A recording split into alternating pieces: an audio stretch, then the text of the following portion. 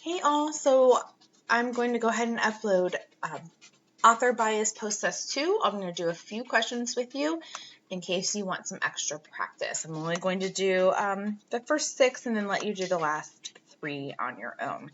All right, question 1. This is going to be based on the first 2 questions. It's the same selection. When a new Home Depot opens in a small town, local hardware store owners go into panic mode. Okay, so already you should be seeing some bias.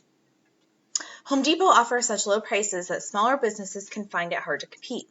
A big chain hardware store like Home Depot may offer big discounts, but they cannot offer the depth of knowledge and personal attention that is given to a small hardware store.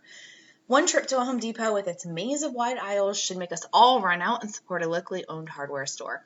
Hopefully you can see that this person is not necessarily a fan of Home Depot. It says that they don't know as much knowledge, that we're going to get lost in the store, that we don't get enough attention. So this is bias against Home Depot. They're not a big fan of Home Depot. Now, question 2 says, which one is the most neutral sentence? So if you look at your 4 sentences in this paragraph, really, sentence 2 is the only one. I mean, it's not neutral, but it's the most neutral.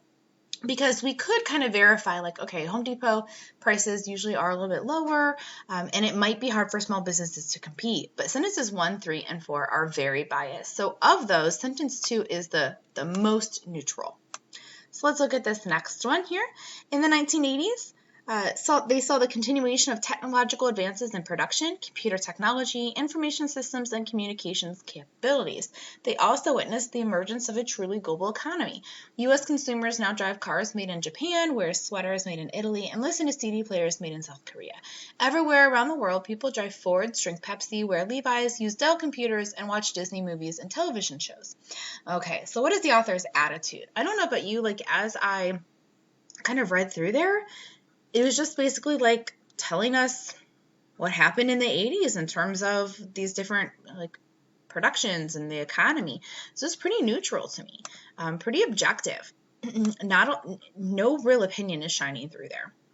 All right, let's look at number 4. In the 1980s, a global economy emerged, which has hurt the United States in terms of trade deficits. Okay, so already we're seeing like hurt is a negative type word.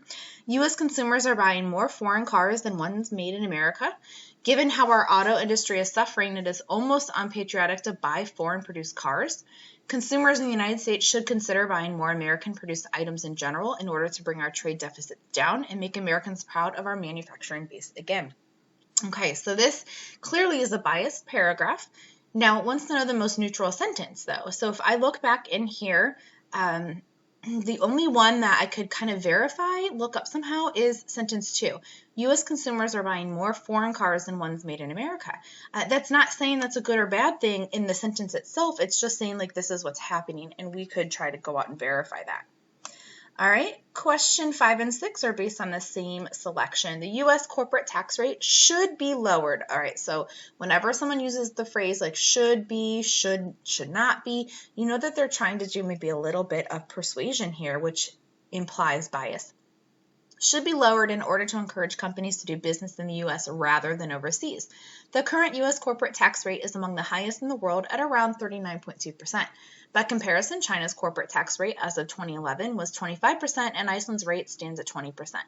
Businesses want to invest in people and communities, but also need to turn a profit in order to survive. If the U.S. corporate tax rate is lowered, businesses will have the incentive they need to operate in the U.S. All right, so is this mostly facts, mostly opinions, or a little bit of both? Well, hopefully you can see that they're using phrases like should be, they will have. So there are opinions, but you can see there's facts interspersed. So we're going to say both facts and opinions. Same selection. So now, what is the passage? Pro-business, anti-business, neutral, or objective? They're not neutral or objective. Those mean the same thing. It's not. I would say that this is pretty pro-business. Like they want to kind of encourage businesses to operate in the U.S.